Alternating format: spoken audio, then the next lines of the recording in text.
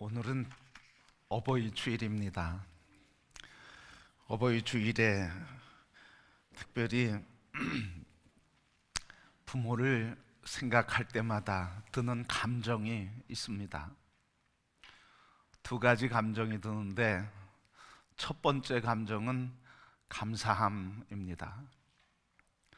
평생 낳으시고 삶을 다 들여 키워주시고 세워주신 희생과 헌신의 삶이 아니었으면 오늘 제가 있을 수 없다. 그래서 부모님의 한평생 삶을 다 주신 사랑, 그걸 생각하면 감사하게 됩니다. 그냥 또 다 주신 것이 아니라 그 여정에서 자식 잘 되기를, 바르게 되기를, 건강하게 되기를, 주의 사명의 길을 잘 걸어가기를 소원하는 그 소원으로 평생 기도해 주신 그 사랑, 그래서 기도로 축복해 주신 그 사랑을 생각하면 할수록 감사한 것밖에 없습니다. 거기에서 그치지 않고 저에게 믿음의 유산을 흘려보내 주시고 믿음의 유산을 저에게 주시며 또 그 믿음의 유산을 우리 자녀들에게 흘려보낼 수 있도록 믿음의 유산을 물려주신 그 사랑, 인생 모델이 되어주시고 또 아버지로 어머니로 가정의 행복을, 그래서 행복한 가정의 본이 되어 주신 그 사랑, 자식을 사랑하는 것이 무엇인지 그 삶으로 보여주신 그 사랑, 헤아릴 수 없는 많은 사랑들이 있는데, 그래서 부모님을 생각하면 첫 번째 마음이 감사함입니다. 근데 이 감사함이 클수록 또 한 가지 마음이 드는데, 그것은 죄송한 마음, 죄인된 마음. 그래서 참 부모를 생각할 때마다 또 만나고 올 때마다 마음이 늘 기쁘기도 하면서도 마음에 늘 죄송한 마음이 드는 거예요. 그 죄송한 이유는 베풀어 주신 주님의 사랑 다 갚을 수 없는 그 마음, 자식을 위해서 다 헌신한 그 사랑 되돌려 드릴 수 없는 그 마음 생각하면서 마음이 늘 죄송스럽습니다. 지금도 만나 뵈면 그냥 하는 말씀 자식 걱정이죠. 그래서 이 나이가 되도록 지금도 부모의 마음에 염려가 되는 것 생각할 때 마음이 죄송해요. 그런가 하면 외로울 때, 또 병들어 쓰고 아플 때, 도움의 손이 필요할 때 정작 달려가서 도움을 주지 못하고 그 외로움을 함께 나누지 못하고 그 병든 몸 아픔을 제대로 돌보지 못할 때 마음이 늘 아픕니다. 그래서 부모님을 생각하고 만나면 늘 이 두 가지 마음이에요. 감사함, 그러면서도 죄송함. 그런데 또 그 죄송함 뒤에는 또 다른 한 마음이 있는데, 그건 또 감사함이에요. 살아주셔서 감사하다. 지금까지 살아계셔서 감사하다. 지금까지 부모님, 아버님, 어머님 살아계셔서 감사하다. 지금도 여전히 기도해 주시고 매일 날마다 아침마다 아버지 어머니가 기도해 주시는 부모가 있다고 하는 게 참 감사해요. 인생의 후반에도 신앙의 아름다운 모습을 보여주시면서 인생의 극한 상황에서도, 죽음의 앞에서도 담대하게 신앙의 본이 되어주시고 믿음의 용사로 살아가시는 모습을 보면 참 감사하다. 그래서 부모님을 뵈면 감사하다. 그런데 참 죄송하다. 그러면서도 감사한 마음을 갖게 됩니다. 지난 주간에도 한번 지난 주간에 다녀왔습니다. 그리고 부모를 만나고 헤어지기 전엔 꼭 제가 부모님 손을 한 손에 이렇게 아버님 손 붙들고 어머니 손 붙들고 기도하고 옵니다. 이번에도 기도가 끝난 뒤에 글쎄 일어나려고 하는데 그때 어머니가 얘기하시는 거예요. 한 목사, 간증할 게 있다. 간증할 게 있으시대. 그래서 다시 앉아서 간증을 듣게 됐어요. 근데 그 간증이 뭐냐면 며칠 전에 한 2, 3일 동안 많이 아프셨다는 거예요. 눈이 충혈되고 쑤시는 듯 통증이 심해서 빨리 병원을 갔으면 좋겠는데 막상 병원을 가자고 할 사람이 없더라는 거예요. 자식들이 그렇게 있어도 막상 병원에 가려고 하는데 그 시간에 비어서 병원에 갈 수 있는 자식이 없는 것을 보면서 안타까워서 그 밤에 하나님 앞에 기도하셨습니다. 하나님, 제가 이렇게 아프면 어떻게 살라고요? 제가 이렇게 아프면 어떻게 하라고요? 병원에 갈 수도 없고 이 아픔을 누구에게 이야기할 수도 없습니다. 하오니 하나님, 이 통증을 제거해 주세요. 그래서 자식들이라도 좀 같이 병원에 가면 좋은데 그렇게 안 되는 것 보고 너무 속상하고 안타까워서 왜 하나님 이렇게 아파 있어야 됩니까? 그렇게 기도하는데 하나님께서 그때 우리 어머님 마음에 이렇게 말씀하셨어요. 너는 혼자라고 생각하고 있느냐? 네 안에 내가 있지 않느냐? 넌 혼자라고 생각하며 아파하고 힘들어하지만 그런데 네 안에 내가 있지 않느냐? 이 하나님의 음성을 듣고 그 순간 마음이 풀어지면서 편안해지고 마음이 가벼워지게 되었다는 거예요. 그렇게 잠들고 아침에 일어나 보니까 2, 3일 동안 그렇게 당신을 힘들게 하고 아프게 했던 통증들이 다 사라지고 충혈된 눈도 깨끗하게 되었다고 하는 간증이에요. 그러면서 하시는 마지막 말씀이 하나님의 은혜 때문에 이렇게 산다, 그렇게 말씀하시는 거예요. 근데 그 말씀을 들을 때 마음이 아픈 거예요. 아픔 당하실 때 함께 그 아픔을 나누지 못하고 병원을 함께 가지 못한 미안함과 죄송함, 그럼에도 어머니가 마지막 그런 순간 속에서도 하나님 은혜로 산다, 하나님이 기도하니 하나님께서 나를 이렇게 위로해 주고 이렇게 고쳐주시니 내가 하나님 은혜 가운데 산다고 고백하는 그 말씀을 들으면서 마음이 참 감사한 거예요. 미안함과 죄송함과 감사함. 인생의 후반에도 이렇게 삶의 문제를 부둥켜 안고 하나님의 도우심을 구하며 인생의 여정에 많은 어려움 가운데서도 또 최근에 계속된 질병과 병마 가운데서도 기도하며 하나님 치유해 주시고 건강하게 살아가시는 그 모습을 보면서 참 감사하다, 참 감사하다 하는 고백을 하게 되었어요. 자식으로서 참 부유하고 있는 그 모습이 부끄럽고 또 그럼에도 불구하고 믿음으로 신앙의 용사로 살아가는 그 모습 보면서 하나님께 감사하고, 그래서 부모님을 생각하면 감사하고 죄송하고 그리고 감사한 마음입니다. 한때는 부모가 부자였으면 하는 생각을 했던 적이 있습니다. 부모가 부자였으면 좋았을 텐데 특별히 교회를 개척했던 시기에, 그 어려웠던 시기에 마음에 늘 붙들고 있는 건 아니었지만 어쩌다 내 마음에 그런 생각을 한 거예요. 부모가 좀 부했으면 교회 개척하는데 어렵진 않았을 텐데. 그 땅 있던 거 그대로 있으면 교회 개척 어렵지 않았을 텐데 하는 생각을 했었습니다. 그러면서 내 마음에 이런 생각이 있어요.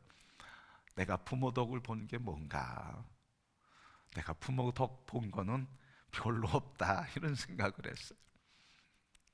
근데 시간이 지나면서 깨달으면서 나처럼 부모의 덕을 많이 본 사람도 없다. 나처럼 부모의 덕을 본 사람도 없다. 왜?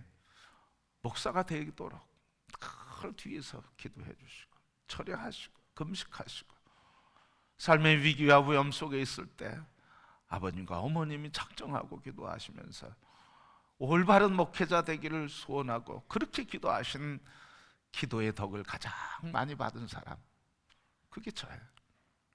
지금도 늘 기도의 덕을 보고 있습니다. 그래서 기도해 주시는 부모가 안 계시다고 하는 것을 생각하면 마음이 아파요. 그것을 생각하면 마음이 외로워요. 나에게는 평생 위해서 기도해 줬던 기도의 사람이 안 계시구나. 부모님이 안 계시다고 하는 것도 마음이 아프지만 나를 위해 평생 기도해 주셨던 기도자가 내 곁에 없구나 하는 것을 생각하면 마음이 아파요. 그래서 제가 부모의 덕을 참 많이 받았는데 평생 기도의 덕을 받았습니다. 육체적으로는 건강의 덕을 받았죠. 건강해요. 가족으로 보면 형제의 덕을 많이 받았습니다. 형제들이 있음에도 이 목사 하나 만들기 위해서 형제들이 불편해도 힘들어도 어려워도 당신들이 어려워도 그냥 동생 목사, 오빠 목사 되기를 소원하며 그렇게 다 사랑으로 저를 섬겨주고 저를 위해서 기도해주고 그렇게 도와준 우리 형제들, 그러고 보면 우리 가정에서 저처럼 많은 덕을 받은 사람은 없었습니다. 그리고 없죠. 주님 말씀이 생각났어요. 요한복음 9장 2절 3절 말씀에 보면 이런 말씀이 나옵니다. 길을 가는데, 예수님과 제자들이 길 가는데 눈먼 사람을 만났습니다. 소경을 만났습니다. 제자들이 예수님께 물었어요. 예수님, 이 맹인이 소경된 이유가 뭡니까? 이 사람의 죄 때문입니까? 아니면 부모의 죄 때문입니까? 누구 죄 때문에, 누구 때문에 이 아이가 이렇게 맹인으로 태어나서 고생하는 겁니까? 그렇게 물었더니 예수님 대답이 이 사람의 잘못도 아니다, 부모의 잘못도 아니다. 오직 하나, 아버지 하나님께서 하시는 일을 그들에게 드러내려고 하시는 것뿐이다. 그래서 맹인이 됐다. 이 말씀을 묵상하면서 저 인생을 돌아보면서 이게 은혜구나. 그전에는 없는 것 탓했습니다. 부모가 이렇게 해줬으면 하는 아쉬움 때문에 그 탓을 했습니다. 그런데 오늘 이 말씀, 그 말씀을 묵상하면서 나에게 있는 연약함, 이것은 부모 때문도 아니고 누구 때문도 아니고 내게 있는 부족함과 문제와 연약함과 환경들은 하나님이 이루실 일을 위해서 나에게 주신 거구나.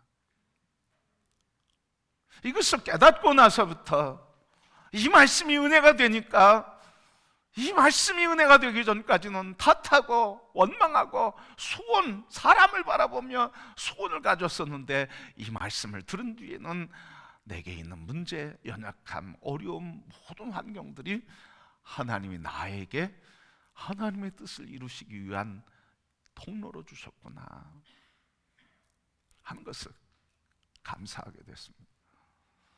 그래서 문제가 있거나 어려움이 있거나 힘든 일이 있거나 어떤 환경 속에서도 문제가 있을 때마다 이 일은, 이 문제는, 이 환경은 하나님께서 나에게 하나님의 살아계심과 역사하심과 하나님의 영광을 위해 나에게 주신 거구나. 그래서 하나님의 영광 받으시기 위해서 있는 거구나 하는 것을 깨닫고 감사하게 되었습니다. 성도 여러분, 혹시 부모님 향한 원망이 있습니까? 무엇을 해주었으면, 어떻게 했으면, 부모가 이랬으면 하는 아쉬움과 아픔과 그것이 원망이 있습니까? 그런데 오늘 주님이 요한복음 9장 2절 3절을 통해서 우리에게 분명하게 말씀하시는 것은, 우리에게 있는 장애나 우리에게 있는 문제나 우리에게 있는 아픔이나 우리에게 있는 한계, 이 모든 것들은 하나님이 행하고자 하시는 위대한 역사를 통해 이루고자 하시는 하나님의 뜻을 이루기 위한 하나님의 역사의 시간이요, 역사하는 자리라는 것을 기억하시길 바랍니다. 그래서 문제가 아니라 뭐예요? 하나님이 복 주시고 살아계심을 나타내고자 하시는 축복의 통로가 되는 줄 믿습니다. 이 믿음을 가지면 원망할 게 없어요. 이 믿음을 가지면 감사할 것밖에 없어요. 이 믿음을 가지면 내게 부족하다고 해서 누구 탓하고 그럴 거 없어요. 살아계신 하나님이 지금도 이 영광의 역사를 나를 통해, 이 문제를 통해 이루기를 원하시는구나 하며 하나님을 감사하고, 부모를 향해 감사하며, 그 사랑에 감사하며 살게 되는 줄 믿습니다. 그러기에 성도 여러분, 부모님께 감사하십시다.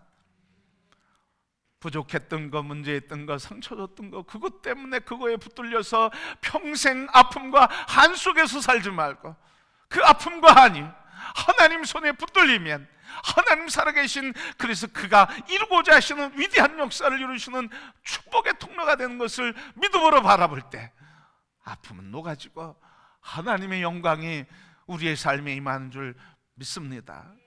그 믿음으로 살아가시기를 축복합니다. 그러고 보면 아픔을 준 것 아픔이지만 아픔을 준 것 감사함이죠. 살아계신 하나님의 영광을 체험할 수 있도록 기회와 통로를 주셨으니 말이죠. 오늘 어버이 주일 본문의 말씀은 이런 말씀입니다. 자녀들아, 모든 일에 부모에게 순종하라. 순종하래요. 근데 오늘 앞에 말씀 보면 18절 말씀은 남편들아, 아내들아, 남편에게 복종하라 이랬어요. 근데 오늘 말씀은, 오늘 이 20절 말씀에는 자녀들아, 모든 일에 부모에게 순종해라 이랬어요.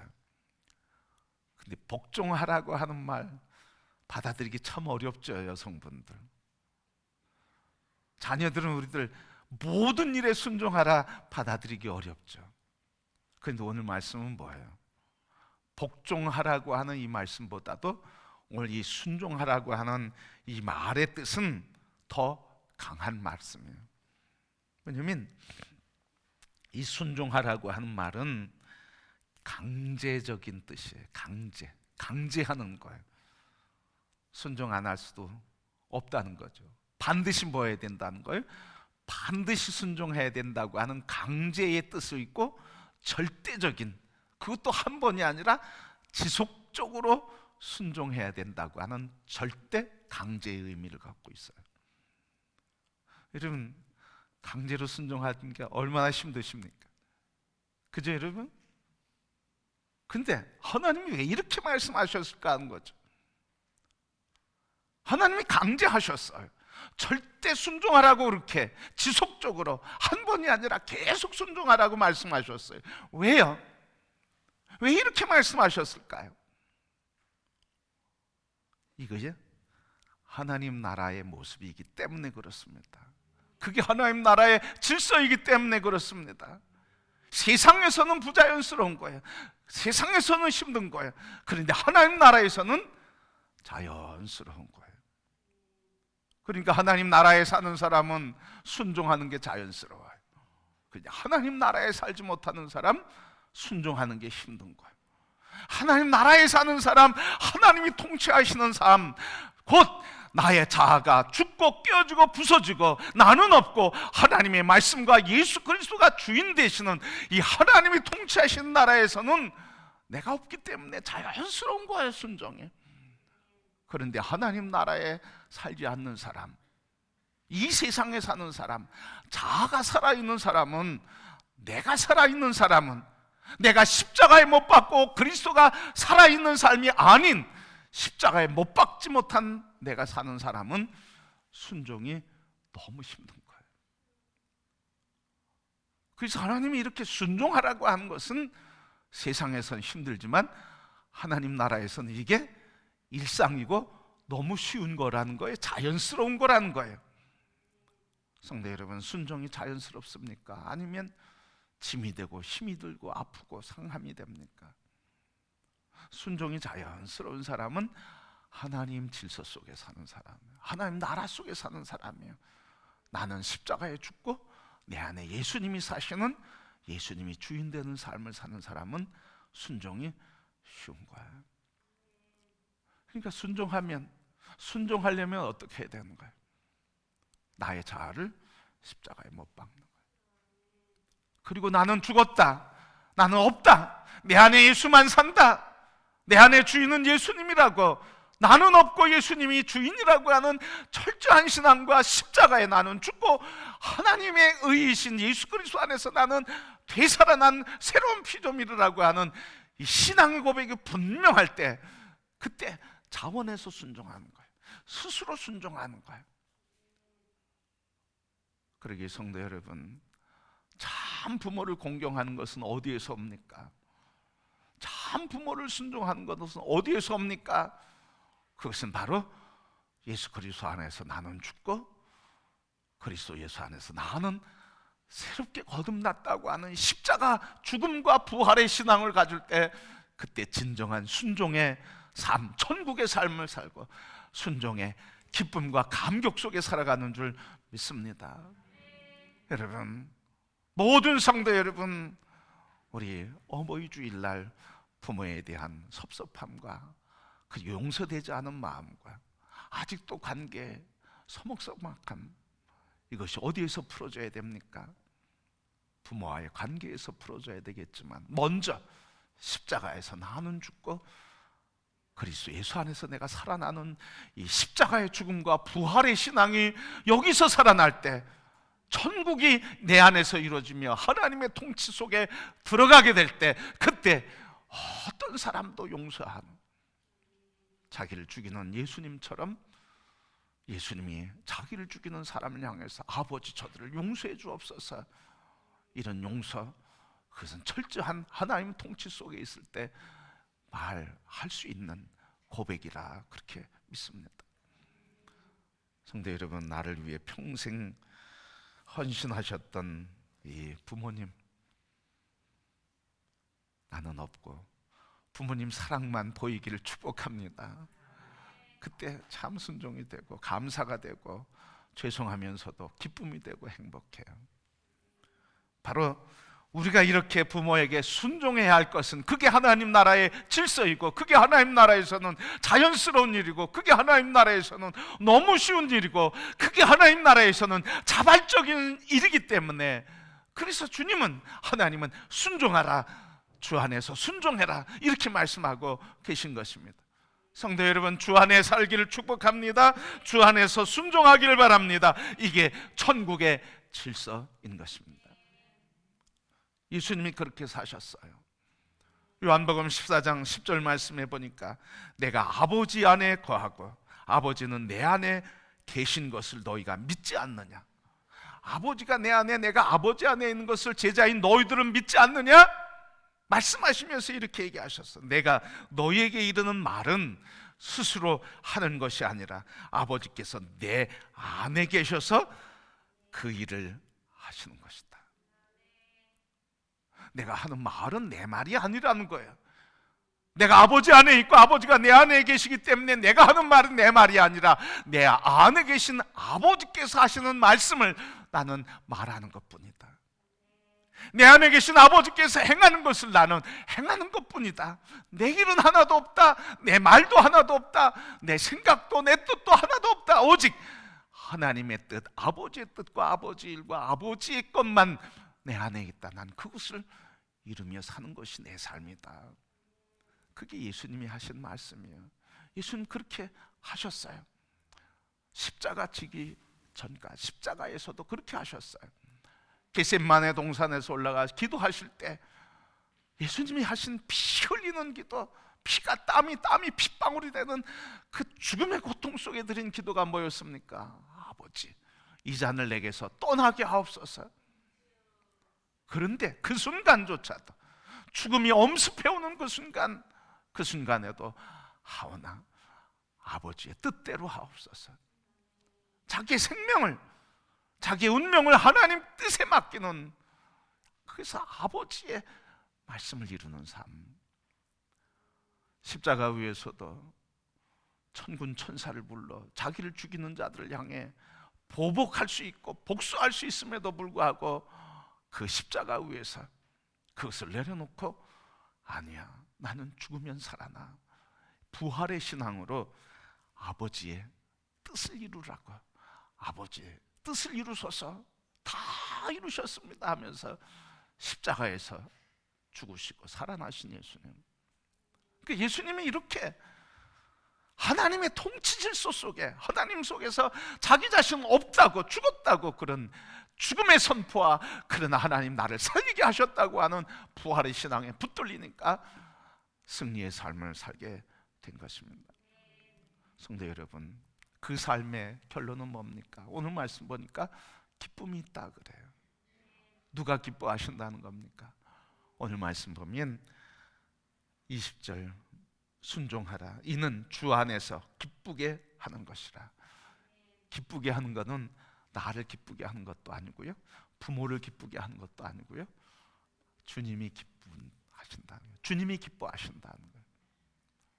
그래서 주님이 기뻐하시는 일은 순종이란 말이죠. 왜? 하나님의 질서가 우리 속에서 이루어지니까 하나님이 기뻐하시는 거예요. 그래서 하나님이 우리에게 하늘문 열어서 땅에서 약속 있는 기업을 주시고 약속 있는 말씀을 하시는 거예요. 땅에서 너희가 형통할 것이다, 땅을 기업으로 누릴 것이다. 성도 여러분, 오늘 어버이 주일을 맞이했습니다. 어떻게 하면 순종할 수 있을까? 바로 오늘 하나님의 질서 속에 들어갈 때 참 순종이 이루어진다. 하나님의 질서는 뭔가? 예수 그리스도와 함께 나눈 죽고 예수 그리스도와 함께 다시 의의 사람으로 살아난 이 하나님의 질서 속으로 들어갈 때 진정으로 순종하고 진정으로 공경하게 된다. 그때 나의 삶에 있는 많은 문제들과 부족함과 결핍들은 오늘 살아있는 나에게 하나님께서 살아계심과 역사하심과 그리고 이루고자 하시는 선한 뜻을 이루기 위한 하나님의 축복의 통로가 된다. 그래서 부모를 원망하지 않고 감사하며 공경하게 되는 삶을 산다는 말씀입니다. 지금까지 부모 역할을 하느라 수고하신 모든 성도 여러분, 주님께서 여러분 걸어가는 길, 그 걸음마다 모든 순간마다 하나님의 위로가 여러분에게 있기를 축복합니다. 그래서 모든 순간 은혜로 살아간다는 고백이 여러분들에게 늘 있어서 삶의 문제마다 하나님의 은혜를 체험하는 삶이 되기를 축복합니다. 또한 자녀로서 모든 성도 여러분, 우리 부모에게 나의 생명, 나의 삶을 여기에 있기까지 희생과 헌신과 사랑과 그리고 눈물로 기도하신 그 사랑에 감사하고 그 사랑 다 갚지 못하는 것에 안타까워하고 죄스러워하며 그리고 겸손히 지금 살아계신 부모를 감사하고, 살아계시지 못하면 그 살아계셨을 때 아름다움을 추억하며 그 삶의 모습을 본받아 오늘 부모로서 아름다운 여생이 다 되시기를 축복합니다. 주님 안에서 펼쳐지는 하나님 나라의 질서 속에서 모두가 다 함께 순종하고 충성하며 공경함으로 여기에서 하나님 나라가 이루어지고 하나님이 기뻐하시는 영적 공동체인 가정이 되며 하나님이 기뻐하시는 교회가, 이 사회가 되어 이 땅 주님의 영광이 임하는 땅, 가정, 교회, 성도의 삶이 되기를 주님의 이름으로 축복합니다.